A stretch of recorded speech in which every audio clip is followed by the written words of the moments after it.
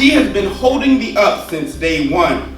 And now that the world has become colder and darker, her hold transformed from a physical to a spiritual and emotional one. You see, it takes that one teacher to flip your whole world upside down. I was a class clown. But in Miss G's class, Sam did not play around. You see, neither one of them cared how I hated school. They looked past those dead eyes and that smirk on my face, which I thought made me look cool. That's when I overheard a conversation with the spirit of doubt filling the air. I don't know if he's going to be able to cut it in college. And wasting my money just isn't fair. My whole world broke apart. I went from thinking I was so cool to realizing all of this time I had been a fool. So then I began to wipe the tears from my face and promise myself never again to be in such a place. Graduating magna cum laude wasn't as difficult as I thought.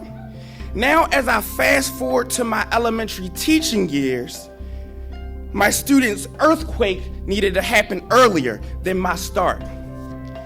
Because some of them are climbing a wall without adequate support. So when they fall, I can't bear it all because I lack the strength and support. Imagine if your community did not reflect the beauty that you possess inside. Boarded up houses and individuals who fiend for narcotics is what you see as you just walk to school and try to survive. And that's even if you have a place to stay. Some of my kids are homeless and their only thought is their next meal and how they're gonna sleep from day to day to day. You see, walking out of my school when the street lights are on, my kids see the police and they don't know if they are friend or foe. Trayvon Martin, Freddie Gray, if it's up to Mr. Rath, is that gonna happen again? Hell no. When I became the principal of Calvin Rodwell and found out that only 38% of our kids can read, what are we doing as adults if we are not setting our kids up to succeed? But not on Mr. Rather's watch, not while I'm at the helm.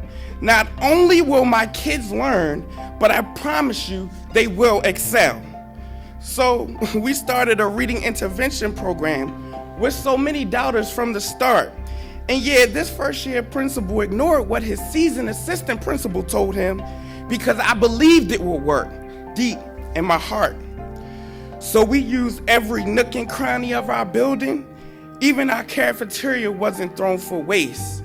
It's like Jamie Foxx in the movie when he played Ray. You give me a space, I'm gonna make it do what it do, baby. I zoomed into this young man's eyes. Look at his focus and attention.